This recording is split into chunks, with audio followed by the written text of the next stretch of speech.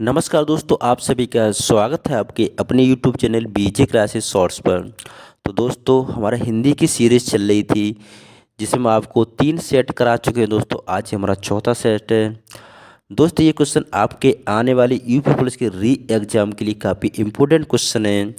और आज इस वीडियो दोस्तों पूरे 37 क्वेश्चन लेके आए हैं हम। तो चलिए स्टार्ट करते हैं बिना किसी देरी के। अगर आपको हमारा वीडियो अच्छा लगे तो वीडियो को लाइक करें, और आपने चैनल को सब्सक्राइब नहीं किया तो चैनल को सब्सक्राइब जरूर करें। और आप लोग क्वेश्चन के जो आंसर है वो साथ साथ देते चलें, और हमें कमेंट बॉक्स में ज़रूर बताएं कि आपने कितने क्वेश्चन दोस्तों सही किए हैं। ठीक है, तो चलिए स्टार्ट करते हैं बिना किसी देरी के। तो क्वेश्चन नंबर पहला देखते हैं दोस्तों। इनमें से कौन सा शब्द एकल का तद्भव है? हमें इसे बताना है इसमें कौन सा शब्द है दोस्तों जो एकल का तद्भव है। जो एकल शब्द दे रखा है ये तत्सम है, तो इसका हमें जो तद्भव है, इसका तद्भव है वो क्या बनेगा, एकल का तद्भव क्या बनेगा, ये हमें बताना है। तो दोस्तों, एकल का जो तद्भव होता है वो होता है अकेला। क्या होता है दोस्तों, एकल का तद्भव होगा वो होगा अकेला होगा। ठीक है, और इनके जो जो अन्य शब्द ये दे रखे हैं, अकल हो गया, जो अकेल हो गया, ये क्या है, ये हमारे तत्सम शब्द हैं। क्या है दोस्तों, तत्सम शब्द हैं। ठीक है, चलिए अगले क्वेश्चन की बात करते हैं। नेक्स्ट क्वेश्चन देखते हैं, क्वेश्चन नंबर दूसरा। क्वेश्चन नंबर दूसरा क्या दे रखा है, रौद्रस का स्थायी भाव कौन सा होगा। रौद्रस का जो स्थायी भाव है दोस्तों ये क्या होगा, हमें ये बताना है। तो रौद्रस का क्या होगा, तो रौद्रस का जो स्थायी भाव होगा दोस्तों वो होगा हमारा क्रोध। रौद्रस का जो स्थायी भाव होता है वो होता है क्रोध। तो आपको इस सभी स्थायी भावों को याद होना चाहिए। यानी कि जैसे पहले की बात करें, जैसे श्रृंगार रसी, जैसे श्रृंगार रस होता है, तो श्रृंगार रस का जो स्थायी भाव होता है दोस्तों वो होता है हमारा रति होता है। क्या होता है, थोड़ा इसमें लिखने में दिक्कत आती है दोस्तों, तो आप ऐसे ध्यान रखना। जो श्रृंगार रस का होता है वो होता है रति होता है दोस्तों। क्या होता है, रति होता है। और बात करें हम जैसे हास्य रस का, तो हास्य का क्या होता है, हास्य रस का दोस्तों हास होता है। हास्य का स्थायी भाव क्या होता है, हास होता है। और रौद्रस का, रौद्र का तो हमने बता ही दिया, रौद्र से क्या होता है दोस्तों, क्रोध होता है। रौद्र का क्या होता है दोस्तों, क्रोध होता है। और करोड़स का क्या होता है दोस्तों, करोड़स का होता है शोक होता है। जो करोड़स होता है दोस्तों उसका स्थायी भाव होता है शोक होता है। और बीरस का होता है दोस्तों, बीरस का होता है उत्साह होता है। क्या होता है दोस्तों, उत्साह होता है। बीरस का स्थायी भाव होता है वो उत्साह होता है। और जो विभत्स रस का होता है, जो अद्भुत रस, एक और है अद्भुत रस, अद्भुत रस का होता है आश्चर्य। आश्चर्य या विस्मय होता है। क्या होता है दोस्तों, आश्चर्य या विस्मय होता है। और बात करें विभत्स रस की, विभत्स रस, विभत्स का होता है, इसका होता है जुगुत्सा। जुगुत्सा या घृणा होता है। क्या होता है दोस्तों, जुगुत्सा या घृणा होता है इसका। ठीक है, जुगुत्सा या घृणा। और बात करें हम भयानक रस की, तो भयानक रस की क्या होता है दोस्तों, भयानक रस का स्थायी भाव होता है वो भय होता है। क्या होता है दोस्तों, भय होता है। और शांत रस का होता है, तो शांत रस का होता है निर्वेद। शांत रस क्या होता है दोस्तों, और शांत रस का होता है निर्वेद। ये आपको ध्यान रखना है, ये सभी स्थायी भाव आपको याद रखने हैं आपको। ठीक है दोस्तों, चलिए अगले क्वेश्चन की बात करते हैं। नेक्स्ट क्वेश्चन देखते हैं, तीसरा क्वेश्चन। क्वेश्चन नंबर तीसरा रखा है, इनमें से कौन सा शब्द विशेषण नहीं है, हमें बताना है दोस्तों।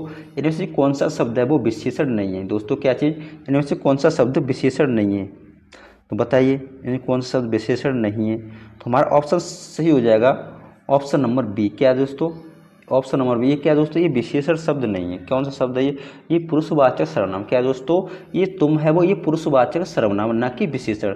तो हमारा ऑप्शन नंबर बी सही हो जाएगा। और जिसमें जो बाकी जो दे रखे काला, शांत, आगामी,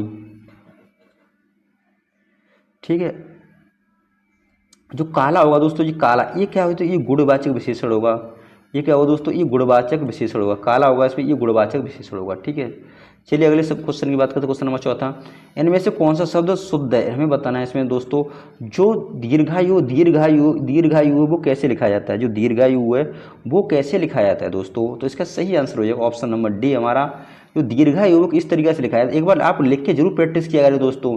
जैसे अशुद्ध शब्द होते हैं लिख के जरूर प्रैक्टिस किया करें। ठीक है, जैसे दीर्घायु इस तरीके से क्या लिखा जाएगा, दीर्घायु, इस तरीके से दीर्घायु लिखा जाता है। ठीक है, इस तरीके से क्या लिखा जाएगा, दीर्घायु इस तरीके से लिखा जाएगा। ठीक है, आप लिख के जरूर प्रैक्टिस किया करें। जैसे शुद्ध शब्द पूछे जाते हैं वो वाले। क्वेश्चन नंबर 5 में देखिए, किनके नाम अधिकतर पुल्लिंग होते हैं, बताइए किनके नाम अधिकतर पुल्लिंग होते हैं। तिथियों के नाम, या भाषाओं के नाम, या नदियों के नाम, या दिनों के नाम। दोस्तों बताइए किसके नाम अधिकतर पुल्लिंग होते हैं। तो दोस्तों दिनों के नाम क्या होते हैं, दिनों के नाम अधिकतर पुल्लिंग होते हैं। क्या होते हैं दोस्तों, दिनों के नाम अधिकतर पुल्लिंग होते हैं। चलिए अगले क्वेश्चन की बात करते हैं। क्वेश्चन नंबर छठवां, क्वेश्चन नंबर छठवां, इसमें से तिमिर शब्द का विलोम शब्द क्या होगा, इसमें से हमें बताना दोस्तों। तिमिर शब्द का विलोम शब्द क्या होता है। तिमिर का मतलब होता है अंधेरा, अंधकार। तो तिमिर का क्या हो जाएगा सही दोस्तों, इसमें तिमिर का होगा वो होगा हमारा आलोक। क्या हो जाएगा दोस्तों, तिमिर का होगा आलोक। क्या होगा, तिमिर का आलोक। तिमिर का विलोम क्या होगा दोस्तों, आलोक होगा। और प्रकाश का विलोम क्या होगा दोस्तों, प्रकाश का जो विलोम होगा दोस्तों वो होगा अंधकार। क्या होगा, अंधकार हो जाएगा। प्रकाश का अंधकार हो जाएगा, ठीक है, प्रकाश का विलोम अंधकार होएगा। और ज्योतिर्मय, ज्योति जो मेरा दे रखा है इसका हो जाएगा तप तमोमय, तमोमय हो जाएगा इसका तमोमय। और आभास का क्या हो जाएगा दोस्तों, जो आभास का, ठीक है, ज्योतिर्मय का क्या हो जाएगा, तो आभास का कुछ भी नहीं होता है, ठीक है, आभास का कोई नहीं होता है, ठीक है, आभास का कोई नहीं हो। नेक्स्ट क्वेश्चन देखते हैं अगला, क्वेश्चन नंबर 6वां 7वां। विस्मय, विस्मय स्थायी भाव किस रस में होता है, बताइए दोस्तों, अभी पढ़िए, जस्ट ही पढ़ा है हमने। विस्मय स्थायी भाव किस रस में होता है, विस्मय स्थायी भाव बताइए, विस्मय बताइए दोस्तों। तो इसका अद्भुत का क्या होता है दोस्तों, विस्मय, विस्मय या आश्चर्य। क्या होता है दोस्तों, अद्भुत होता है विस्मय या आश्चर्य। चलिए अगले क्वेश्चन की बात करते हैं, क्वेश्चन नंबर 8वां। हमें गद्यांश को पढ़ना और गद्यांश पढ़ के हमें आंसर देने। चलिए पहला ही ऑप्शन पहला क्वेश्चन देखते हैं। पहला क्वेश्चन, अच्छे नदी का अर्थ कौन सा है, अच्छे नदी का अर्थ कौन सा है दोस्तों। तो अच्छे नदी का मतलब होता है, मतलब कभी न खत्म होने वाली संपत्ति। क्या होता है दोस्तों, कभी न खत्म होने वाली संपत्ति, यानी ऑप्शन नंबर हमारा बी सही हो जाएगा। क्या सही हो जाएगा दोस्तों, ऑप्शन नंबर बी सही हो जाएगा, ठीक है। अगला क्वेश्चन है परमुखापेक्षिता से तात्पर्य, परमुखापेक्षिता से क्या तात्पर्य, हमें इसका बताना। इसका तो क्या होता है, पराय सुख की अपेक्षा करना या पराय सुख को अच्छा लगना। बताइए इसका परमुखापेक्षिता से क्या तात्पर्य है, ये बताना। इसका सही आंसर दोस्तों वो क्या हो जाएगा, यानी दूसरों से आशा रखना, यानी ऑप्शन नंबर हमारे से दूसरों से आशा रखना। अगले क्वेश्चन की बात करते हैं। नेक्स्ट क्वेश्चन है 10वां। इनमें से कौन सा शब्द स्त्रीलिंग नहीं है, हम बताना दोस्तों, इनमें से कौन सा शब्द स्त्रीलिंग नहीं है, इसका बताना है। इनमें से कौन सा शब्द ऐसा है जो स्त्रीलिंग नहीं है। तो इसका सही आंसर है दोस्तों प्रयोग। तो इसका जैसे प्रयोग किया, हिंदी पढ़ी, सेवा की, भाषा सीखी, तो ये सभी क्या दोस्तों, ये सभी स्त्रीलिंग है। तो हमारा बचा बी, तो ये क्या हो जाएगा दोस्तों, ये हमारा पुल्लिंग है। नेक्स्ट क्वेश्चन है 11वां। ईश्वर को न मानने वाला व्यक्ति के लिए कौन सा है, हमने कुछ पहले अभी थोड़ी देर पहले ही बताया था। इसका जो पहले सेट दे रखा था चौथा, उसमें बताया था मैंने आपको, जो ईश्वर को न मानने वाला व्यक्ति होता है उसे कहते हैं दोस्तों नास्तिक कहते हैं। क्या कहते हैं, नास्तिक कहते हैं। जो ईश्वर को मानता है उसे आस्तिक कहते हैं। जो ईश्वर को मानता है उसे क्या कहते हैं दोस्तों, उसे आस्तिक कहते हैं। और जिसके स्वामी पालक जीवित हो, जिसके स्वामी या पालक जीवित हो उसे कहते हैं आस्तिक कहते हैं। जिसे कहते हैं दोस्तों आस्तिक कहते हैं। उसके स्वामी जीवितों से सॉरी ये तो मिस्टेक, जो भगवान को मानता है उसे आस्तिक कहते हैं। जिसका स्वामी जीवित हो उसे कहते हैं, जो मतलब जिसको पालन करने वाला जो जीवित उसे कहते हैं सनात, ठीक है, उसे क्या कहते हैं सनात। जो ईश्वर को मानता हो दोस्तों उसे आस्तिक कहते हैं, और जो ईश्वर को न मानता उसे आस्तिक कहते हैं। थोड़ा कन्फ्यूज हो गया था। चलिए अगले क्वेश्चन की बात करते हैं, क्वेश्चन नंबर 12वां। इसमें से तीक्ष्ण शब्द का विलोम कौन सा होगा। इसमें तीक्ष्ण शब्द का जो विलोम है दोस्तों वो क्या होगा, ये बताना। तीक्ष्ण का जो विलोम होगा वो क्या बनेगा। क्वेश्चन नंबर 12, इसका आंसर सही बताइए दोस्तों। तो तीक्ष्ण का जो विलोम होगा वो क्या होगा दोस्तों, तीक्ष्ण का क्या हो जाएगा, तीक्ष्ण का हो जाएगा मंद। क्या होगा दोस्तों, तीक्ष्ण का जो होगा अपोजिट वो होगा हमारा मंद, ठीक है। तीक्ष्ण का हो जाएगा, और तीक्ष्ण शब्द का विलोम शब्द हमें बताना है, ठीक है। तीक्ष्ण का क्या हो जाएगा दोस्तों, तीक्ष्ण का हो जाएगा मंद। छीड़ का हो जाएगा पुष्ट। छिड़का को क्या हो जाएगा दोस्तों, छिड़का हो जाएगा पुष्ट। छिड़का क्या हो जाएगा दोस्तों, छिड़का हो जाएगा पुष्ट। और तीव्र का क्या हो जाएगा दोस्तों, तीव्र का हो जाएगा मंद या शिथिल। इसका हो जाएगा मंद या शिथिल। क्या हो जाएगा दोस्तों, मंद या शिथिल, मंद या शिथिल, ठीक है। और प्रखर का भी क्या होता है, प्रखर का भी होता है दोस्तों मंद होता है। प्रखर का भी क्या होता है, मंद होता है, ठीक है। चलिए अगले क्वेश्चन की बात करें, क्वेश्चन नंबर 13वां। इनमें से कौन सा वाक्य शुद्ध है, हमें क्या बताना दोस्तों, शुद्ध वाक्य को बताना है। क्या दीवार बहुत ऊंची है, क्या दीवार बहुत ऊंची है, क्या दीवार बहुत ऊंची है, क्या दीवार बहुत ऊंची है, क्या दीवार बहुत ऊंची है, क्या दीवार बहुत ऊंची है। बताइए सही ऑप्शन इसमें कौन सा बनेगा दोस्तों।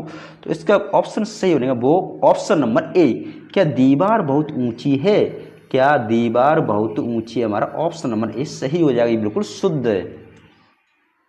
क्वेश्चन नंबर 14 की बात करते हैं। क्वेश्चन नंबर 14 में संज्ञा के जिस रूप में पुरुषत्व का या स्त्रीत्व का बोध होता है उसे क्या कहते हैं दोस्तों? संज्ञा के जिस रूप में पुरुष तत्व या स्त्री तत्व का बोध होता है उसे क्या कहते हैं? 14 का हमें बताना दोस्तों, उसे क्या कहते हैं दोस्तों? उसे कहते हैं लिंग। क्या कहते हैं? लिंग कहते हैं, ऑप्शन नंबर सी।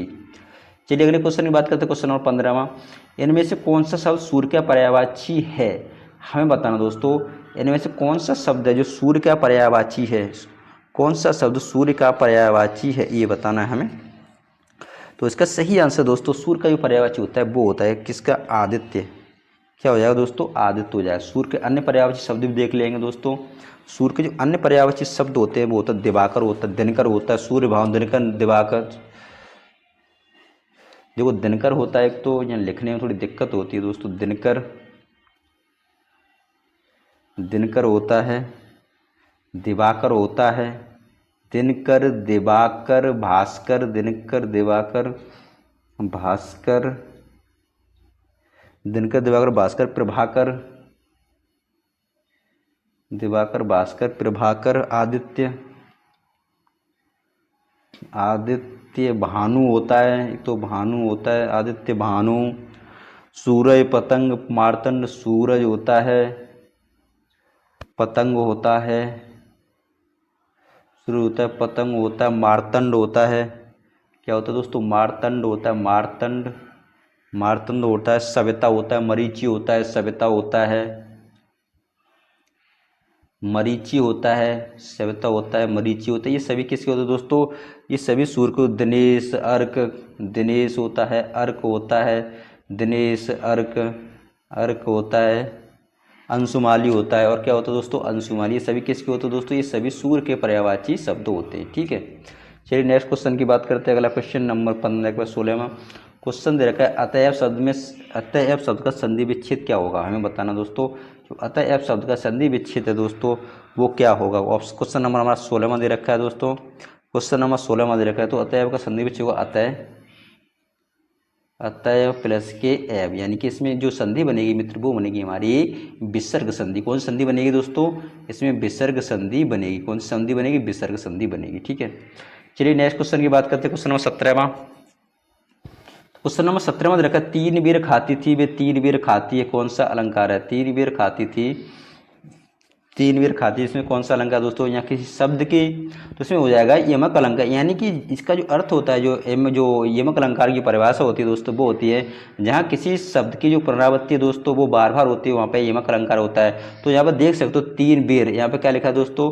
तीन बेर बार बार आ रहा है, तीन बेर यहाँ पे भी आ रहा है, यहाँ पे भी आ रहा है, यानी किसी शब्द की पुनरावृत्ति बार बार होती है, वहाँ पे यमक अलंकार होता है। चलिए अगले क्वेश्चन की बात करते हैं। क्वेश्चन नंबर 16 के बाद 17 के बाद 18वां क्वेश्चन देखा, इनमें से संख्यावाचक विशेष कौन सा है? हमें क्या बताना दोस्तों? संख्यावाचक बताना है। भद्दा, 20 मीटर कपड़ा, 4 कुर्सियां, या सुंदर, या कपड़ा या 4 कुर्सियां। बताइए इसका सही आंसर दोस्तों कौन सा बनेगा 18 का? तो इसका सही आंसर दोस्तों वो बनेगा हमारा ऑप्शन नंबर डी, यानी 4 कुर्सियां। ये क्या संख्यावाचक है? क्या चाहिए दोस्तों? 4 कुर्सियां। ये क्या है दोस्तों? ये संख्यावाचक है। 4 कुर्सियां क्या हो जाएगा? हमारा संख्यावाचक हो जाएगा। चलिए अगले क्वेश्चन की बात करते हैं। अगला क्वेश्चन 18 का 19वां क्वेश्चन। 19वां क्वेश्चन रहेगा, इनमें से कृत्रिम शब्द का विलोम कौन सा? कृत्रिम शब्द का जो विलोम होगा वो कौन सा बनेगा दोस्तों? तो कृत्रिम का आपको पता है, कृत्रिम का विलोम क्या होता है दोस्तों? कृत्रिम का विलोम होता है प्राकृतिक। क्या होता है? कृत्रिम का विलोम होता है प्राकृतिक होता है। ऑप्शन इन और अदर ऑप्शन को भी देख लेते हैं। स्वाभाविक क्या होता है? स्वाभाविक क्या होता है? अस्वाभाविक क्या होता है? तो इसमें अ लगा दोगे तो ये किसका बन जाएगा? स्वाभाविक का बन जाएगा। और बात करते हैं दोस्तों स्वचालित का क्या हो जाएगा दोस्तों? स्वचालित का यहाँ हस्तचालित हो जाएगा। स्वचालित का होगा हस्तचालित। स्वचालित का क्या हो जाएगा दोस्तों? हस्तचालित हो जाएगा। ठीक है, चलिए अगले क्वेश्चन की बात करते हैं। अगला क्वेश्चन नेक्स्ट देखते हैं। क्वेश्चन अगला क्वेश्चन क्या रखा है? 20वां, हिंदी वर्तनी का मानकीकरण किस वर्ष प्रकाशित हुआ था दोस्तों? तो हिंदी वर्तनी का मानकीकरण 1967 में प्रकाशित हुआ था। कब प्रकाशित हुआ दोस्तों? 1967 में प्रकाशित हुआ था, यानी ऑप्शन नंबर हमारा ए सही हो जाएगा। अगले क्वेश्चन की बात करते हैं। क्वेश्चन नंबर 21वां क्वेश्चन, इनमें से जल का पर्यायवाची कौन सा नहीं है दोस्तों? हमें बताना है इसमें से जल का जो पर्यायवाची दोस्तों वो कौन सा नहीं है। जल का पर्यायवाची शब्द कौन सा नहीं, तो इसका सही आंसर दोस्तों वो है रौप्य। ये रौप्य क्या है, ये रौप्य है दोस्तों, जल का पर्यायवाची नहीं है। ठीक है, जल का पर्यायवाची नहीं है। तो जल के अगर अन्य पर्यायवाची देखना चाहो तो आप देख सकते हो, जैसे उंदक हो गया, क्या हो गया दोस्तों, उंदक हो गया, एक तो उंदक, उंदक हो गया, अम्बु हो गया, अम्बु, ओहो अम्बु, नीर हो गया, एक नीर हो गया दोस्तों, नीर, पानी, बारी, सलिल, पानी, बारी, सलिल, पानी, बारी, सलिल हो गया। ठीक है, तोय, जीवन, राय, तोय, जीवन, तोय, जीवन, पय, ये सभी किसके होते हैं दोस्तों, पय, अमृत, ये सभी किसके होते हैं दोस्तों, ये सभी जल के पर्यायवाची शब्द होते हैं। ठीक है, जल के पर्यायवाची शब्द होते हैं। और रौप्य क्या होता है दोस्तों, ये रौप्य दे रखा है, रौप्य, तो ये रौप्य किसका, रौप्य क्या होते हैं, रौप्य के और की बात है, जैसे रूपक, चांदी, रौप्य क्या होता है, चांदी का होता है ये, रौप्य क्या, जैसे चांदी हो गया, रौप्य क्या कि चांदी हो गया, ये रौप्य का चांदी हो गया, रूपक हो गया चांदी, रजत, रूपा, रजत हो गया, रूपा हो गया, ये सभी किसके होते हैं दोस्तों, रौप्य के होते हैं। ठीक है, चलिए अगले क्वेश्चन की बात करते हैं, 21 22वां क्वेश्चन। 22वां क्वेश्चन दे रखा बाग बाग होना, बाग बाग होना, बताइए इसका क्या, इस मुहावरे का जो अर्थ है दोस्तों क्या निकलेगा 22 का, बाग बाग होना। इसका सही आंसर है वो बनेगा हमारा अति प्रसन्न होना, ऑप्शन नंबर सी, यानी अति प्रसन्न होना। क्या चाहिए होना दोस्तों, अति प्रसन्न होना, बाग बाग हो गया, बाग बाग हो गया, यानी अति प्रसन्न, बाग बाग होना, अति प्रसन्न होना। अगले क्वेश्चन की बात करते हैं, क्वेश्चन नंबर 23वां। इनमें से आकाश का पर्यायवाची कौन सा नहीं, इनमें से आकाश का जो पर्यायवाची है वो कौन सा नहीं है दोस्तों, ये बताना है। नभ गगन अंबर व्योम, नभ गगन अंबर व्योम, ये किसके पर्यायवाची होते हैं दोस्तों, ये आकाश के पर्यायवाची होते हैं। ये बताना है कौन सा, अबनी, ये अबनी दोस्तों ये आकाश का पर्यायवाची शब्द नहीं है। किसका, आप जो अबनी है दोस्तों वो आकाश का पर्यायवाची शब्द नहीं, ये किसका, जो अबनी हम बात करें तो जो अबनी पर्यायवाची होता है ये पृथ्वी का है। किसका दोस्तों, जो अबनी जो पर्यायवाची शब्द है ये पृथ्वी का है, न कि आकाश का, न कि आकाश का। ठीक है, ये आपको ध्यान रखना है। अगले क्वेश्चन की बात करते हैं, क्वेश्चन नंबर 24वां। क्वेश्चन नंबर 24 में दे रखा है उपमान और उपमेय का अभेद क्या कहलाता है, जिसमें उपमान और उपमेय का जो अभेद होता है वो कौन सा अलंकार होता है, ये हमें बताना दोस्तों। बताइए 24 का कौन सा अलंकार होता है, तो वहाँ पे होता है दोस्तों रूपक अलंकार। क्या होता है, रूपक अलंकार, क्या होता है उसमें, वहाँ पे होता है दोस्तों रूपक अलंकार होता है। जैसे इसकी हम बात करें, जैसे पायो जी मैंने राम रतन धन पायो, जैसे इसकी एग्जाम्पल की बात करें, जैसे पायो जी मैंने राम रतन धन पायो, पायो जी मैंने राम रतन धन पायो, पायो जी मैंने राम रतन धन पायो, राम रतन धन पायो, राम रतन धन पायो। ठीक है, ये इसका उदाहरण हो गया। ठीक है, इसमें क्या होता है, जैसे में उपमेय और उपमान कोई अंतर ना दिखाई दे तो वहाँ पे क्या होता है, जैसे उपमेय और उपमान कोई अंतर ना दिखाई दे दोस्तों तो वहाँ पे क्या होता है, वहाँ पे होता है हमारा रूपक अलंकार होता है। उपमान और उपमेय का भेद क्या कहलाता है, वो रूपक अलंकार कहलाता है। चलिए अगले क्वेश्चन की बात करते हैं, 25वां क्वेश्चन नंबर 25वां देखिए, इनमें से कौन सा प्रत्यय लेखक शब्द के अंत में, लेखक शब्द के अंत में प्रयुक्त हुआ है, तो बताइए लेखक शब्द में कौन सा जो प्रत्यय पूछा है इसमें, तो कौन से लेखक शब्द, हाँ दोस्तों प्रत्यय है, हमें इसमें लेखक में प्रत्यय बताना है। जो लेखक में जो प्रत्यय है दोस्तों वो क्या होगा ये बताना है हमें। तो लेखक में जो प्रत्यय लगेगा जिसका जो संधि करोगे तो दोस्तों इसका हो जाएगा लेख प्लस के अक, क्या हो जाएगा, लेख प्लस के अक हो जाएगा। तो जो जिसका प्रत्यय क्या हो जाएगा दोस्तों, इसका प्रत्यय हो जाएगा अक प्रत्यय, यानी कि ऑप्शन नंबर इसका सही होगा वो होगा डी, ऑप्शन नंबर हमारा डी सही हो जाएगा। चलिए क्वेश्चन नंबर 26 की बात कर देते हैं। तो क्वेश्चन नंबर 26 में रखा चंद्रोदय में कौन सी संधि है, तो चंद्रोदय में दोस्तों कौन सी संधि है, चंद्र प्लस उदय, चंद्र प्लस के उदय। पीछे क्वेश्चन को आप पढ़ चुके हो, इस वाले क्वेश्चन को पिछले सेट में हमें दे रखा है ये क्वेश्चन। तो चंद्रोदय में कोई संधि हो दोस्तों वो होगी गुण संधि, कौन संधि हो, गुण संधि। अगर हम चंद्रोदय का संधि विच्छेद करते हैं तो क्या होगा, चंद्र प्लस के क्या हो जाएगा दोस्तों, चंद्र प्लस के उदय, क्या हो जाएगा दोस्तों, चंद्र प्लस के उदय हो जाएगा, क्या हो जाएगा, चंद्र प्लस के उदय, चंद्र प्लस के उदय, यानी कि अ प्लस उ मिलकर क्या बनाते हैं दोस्तों, अ प्लस उ मिलकर बनाते हैं ओ, अ प्लस उ मिलकर क्या बनाते हैं, अ प्लस उ मिलकर बनाते हैं ओ, यानी कि चंद्रोदय। ठीक है, चलिए अगले क्वेश्चन की बात कर लेते हैं। अगला क्वेश्चन कौन सा दे रखा है, 27वां क्वेश्चन। 27वां क्वेश्चन दे रखा है इनमें से तद्भव शब्द का चयन कीजिए, इनमें से तद्भव शब्द का हमें क्या करना है दोस्तों, चयन करना है। तद्भव शब्द इसमें चयन करना 27 का, बताइए इसका सही आंसर। तो निडर, तद्भव शब्द, ये निडर, ये क्या है दोस्तों, ये हमारा है निडर, ये तद्भव शब्द है। किसका है, जैसे निडर, ये तद्भव शब्द, इसका जो ऑप्शन सही होगा दोस्तों, हमें इसमें पूछा है इसमें तद्भव शब्द कौन सा है, तो जो निडर है दोस्तों वही तद्भव शब्द है हमारा। इसका तत्सम की बात करें दोस्तों, इसके तत्सम क्या होता है, इसका तत्सम जो रूप होगा दोस्तों वो होगा निडर। सो निर्धर क्या हो जाएगा, इसका तत्सम रूप होगा निर्धर बनेगा, क्या बनेगा, निर्धर, क्या बनेगा, निर्धर बनेगा, ठीक है, निर्धर इसका तत्सम रूप बनेगा, निर्धर, ठीक है।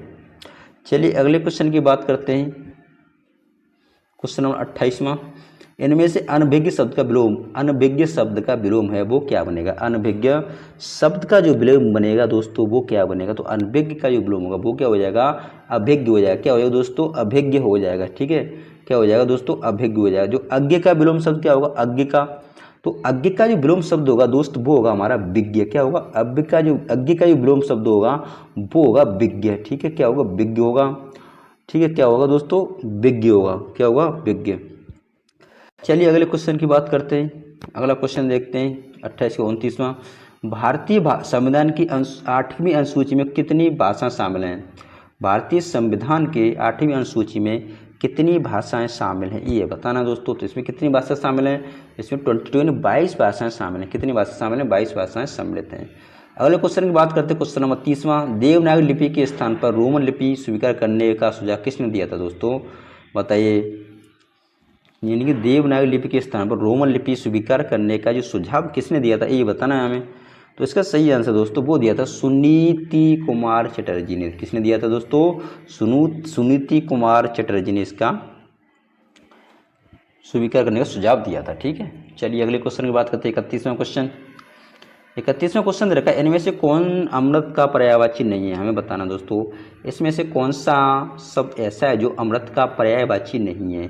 तो अमृत के पर्यायवाची क्या होते हैं दोस्तों, जो अमृत के पर्यायवाची शब्द होते हैं, पीयूष, सुधा, एक तो पीयूष होता है, यहाँ लिख लेते हैं दोस्तों अमृत के पर्यायवाची क्या क्या होते हैं। देखो सोम होता है दोस्तों, एक क्या होता है, एक तो सोम होता है, सोम होता है दोस्तों, सोम के साथ साथ पीयूष होता है, पीयूष, ये अमृत के पर्यायवाची दोस्तों, पीयूष होता है, सुधा होता है, सुधा होता है, क्या होता है दोस्तों, सुधा होता है, और जीवन जीवन जीवन दो जीव और होता है, जीव नोदक होता है, जीव नोदक होता है, ये किसके, ये दोस्तों होते हैं किसके, अमृत के पर्यायवाची होते हैं। तो बताइए इसमें कौन सा, सोम भी है इसमें, तो ये सोम हो गया, ठीक है दोस्तों, पीयूष हो गया, क्या हो गया दोस्तों, पीयूष भी हो गया, और सुधा हो गया, और क्या हो गया दोस्तों, सुधा हो गया, और बचा क्या दोस्तों इसमें, सुरा। ये क्या होगा, ये अमृत का पर्यायवाची नहीं होगा, यानी ऑप्शन नंबर हमारा सही होगा दोस्त, वो होगा हमारा सी, क्या हो जाएगा सही, ऑप्शन नंबर सी सही हो जाएगा। चलिए अगले क्वेश्चन की बात करते हैं, 31 के 32वां क्वेश्चन। 32वां क्वेश्चन देखा, जो ममत्व से रहित हो, इसके लिए कौन सा शब्द है, जो ममत्व से रहित हो, इसके लिए एक शब्द कौन सा बनेगा, जो ममत्व से, तो इसका सही आंसर दोस्तों निर्मम, क्या होगा, निर्मम होगा, क्या होगा दोस्तों, निर्मम, इसका क्या हो जाएगा दोस्तों, इसका हो जाएगा निर्मम, ठीक है। चलिए अगले क्वेश्चन की बात करते हैं, क्वेश्चन नंबर 33वां। क्वेश्चन नंबर 33 देखा है, स ध्वनि का उच्चारण स्थान इनमें से कौन सा है, स ध्वनि का उच्चारण स्थान इनमें से कौन सा है, स ध्वनि का उच्चारण स्थान, स प्लुत मूर्धा दंत दंतोष्ठ। तो इसका सही आंसर दोस्तों कौन सा होगा, 33 का, इसका सही आंसर हो जाएगा तालव्य, क्या हो जाएगा दोस्तों, तालव्य। जो स का जो स ध्वनि का उच्चारण स्थान है दोस्तों वो है तालव्य, क्या है दोस्तों, तालव्य है। अगले क्वेश्चन की बात करते हैं, 34वां क्वेश्चन। 34वां क्वेश्चन रखा है, हिंदी में साहित्य अकादमी पुरस्कार सर्वप्रथम किस साहित्यकार को मिला था, हिंदी में साहित्य अकादमी पुरस्कार सर्वप्रथम किस साहित्यकार को मिला था, बताइए किसे मिला था दोस्तों, 34 का बताइए, हिंदी में साहित्य अकादमी पुरस्कार सबसे पहले किसे साहित्यकार को सर्व मिला था, ये बताना है हमें दोस्तों 34 का। तो दोस्तों इस सबसे पहले मिला था माखनलाल चतुर्वेदी को, किसे मिला था दोस्तों, माखनलाल चतुर्वेदी को मिला था। कब मिला था ये माखनलाल चतुर्वेदी को मिला था, वो मिला था सन 1955 में दिया गया था। कब दिया गया दोस्तों, सन 1955 में दिया गया था। कब दिया गया था दोस्तों, और इनकी जो कृति थी उसका नाम था, किस कृति के लिए दिया गया था, उनकी जो कृति थी दोस्तों उसका नाम था हिम तरंगिनी के लिए दिया गया था। किसके लिए दिया गया था, हिम तरंगिनी के लिए दिया गया था, हिम तरंगिनी के लिए इन्हें मिला था, हिम तरंगिनी, इसके लिए इन्हें साहित्य अकादमी सबसे पहले पुरस्कार दिया गया था। चलिए अगले क्वेश्चन की बात करते हैं, 35। इनमें से कौन सी रचना जयशंकर प्रसाद की नहीं है, हमें बताना दोस्तों। इनमें से कौन सी रचनाएं जो जयशंकर प्रसाद जी की नहीं है। चल 35 की बात करते हैं दोस्तों। तो कौन सी दो, प्रेम सरोवर। कौन सी दोस्तों, प्रेम सरोवर। तो ठीक है, ऑप्शन नंबर ए सही हो जाएगा, प्रेम सरोवर। ये किसकी रचना है दोस्तों, ये जो प्रेम सरोवर रचना है वो है भारतेंदु हरिश्चंद्र जी की। किसकी है, भारतेंदु हरिश्चंद्र की। इसके अलावा जो प्रेम राज है, कामायनी है, जो प्रेम पत्रक, ये सभी किसकी, ये सभी जयशंकर प्रसाद जी की हैं। क्वेश्चन नंबर 36वां देख लेते हैं। क्वेश्चन नंबर 36, प्रत्यक्ष शब्द में कौन सी संधि है। प्रत्यक्ष शब्द में कौन सी संधि, ये बताना दोस्तों। प्रत्यक्ष शब्द में कौन सी संधि है। क्वेश्चन नंबर 36 में दे रखा है दोस्तों। तो इसमें कौन सी संधि हो जाएगी, इसमें एड़ संधि हो जाएगी। इसका प्रत्यक्ष का जो हम संधि विच्छेद करेंगे तो क्या हो जाएगा, प्रति प्लस के अच्छ, यानी कि अ ई प्लस अ मिलकर क्या बनाते हैं, एड़ संधि। मतलब ए प्लस अ मिलकर बनाएंगे यह मिलाएंगे तो ये हमारी संधि हो जाएगी, वो हो जाएगी दोस्तों एड़ संधि। ऑप्शन नंबर हमारा बी सही हो जाएगा। ठीक है, क्वेश्चन नंबर 37 में जगन्नाथ शब्द में कौन सी संधि है। जगन्नाथ शब्द में दोस्तों कौन सी संधि, ये बताना है। जगन्नाथ शब्द में कौन सी संधि है। तो इसमें दोस्तों संधि होगी, वो होगी हमारी व्यंजन संधि। अगर हम जगन्नाथ का संधि विच्छेद करेंगे दोस्तों तो क्या हो जाएगा, जगत प्लस के नाथ हो जाएगा। क्या हो जाएगा दोस्तों, जगत प्लस के नाथ, जगत और ये प्लस के नाथ, ये जगत प्लस के नाथ, ये जगन्नाथ का संधि विच्छेद हो जाएगा। तो इसका हमारा ऑप्शन सही है दोस्तों, वो कौन सा व्यंजन संधि है। कि ये इसमें क्या है, इसमें दोस्तों व्यंजन संधि। ऑप्शन नंबर सी सही हो जाएगा। 38वां क्वेश्चन देखते हैं दोस्तों। 38वां क्वेश्चन हमारा दे रखा है, अक्ल पर पत्थर पड़ना मुहावरे का अर्थ क्या, बताइए। अक्ल पर पत्थर पड़ना यानी कि बुद्धि भ्रष्ट होना। अक्ल पर पत्थर पड़ना यानी कि बुद्धि का भ्रष्ट होना। Option number A is the correct answer होगा। ठीक है, चलिए अगला क्वेश्चन देखते हैं। क्वेश्चन नंबर 39वां। दोस्तों का वीडियो अच्छा लगा तो वीडियो को लाइक, चैनल को सब्सक्राइब जरूर कर लें, अपने मित्रों तक भी शेयर कर दें। तो आपको कुछ नहीं बिगड़ेगा दोस्तों, आपको सब्सक्राइब करने में कुछ नहीं जाएगा, थोड़ा टच करना है आपको, बस कुछ नहीं जाएगा आपका। तो जो भविष्य की बात सोचता हो के लिए एक शब्द है, जो भविष्य की बात सोचता हो, बताइए इसका सही ऑप्शन है दोस्तों, वो कौन सा बनेगा। जो भविष्य की बात सोचता हो वो अग्र सोची, क्या होगा इसका, वो होता है अग्र सोची। क्या होता है दोस्तों, वो होता है अग्र सोची होता है। जो भविष्य की बात को सोचता है वो होता है अग्र सोची, अग्र सोची। ठीक है, चलिए अगला क्वेश्चन देखते हैं। नेक्स्ट क्वेश्चन, क्वेश्चन नंबर आज की वीडियो का लास्ट क्वेश्चन दोस्तों। और क्वेश्चन, इनमें से कौन सा शब्द शुद्ध है, कौन सा शब्द शुद्ध है, ये बताना है। आशीर्वाद, ये क्वेश्चन बहुत पूछा जाता है। आशीर्वाद का जो शुद्ध रूप बहुत काफ़ी पूछा जाता है दोस्तों। इसका ऑप्शन नंबर हमारा से हो जाएगा दोस्तों, वो हो जाएगा ए, यानी कि आशीर्वाद। ऐसे शब्दों को आप लिख के जरूर देखा करें दोस्तों, जैसे आशीर्वाद। अब यहाँ ट्राई किया करो एक बार लेके, तो आप फिर भूलोगे नहीं तो एग्जाम में कन्फ्यूजन हो जाते हैं दोस्तों, कौन सा सही होगा कौन सा सही नहीं होगा, तो हम फिर गलत ही इसका आंसर लगा के आ जाते हैं। तो आशीर्वाद, इस तरीके से आशीर्वाद लिखा जाता है।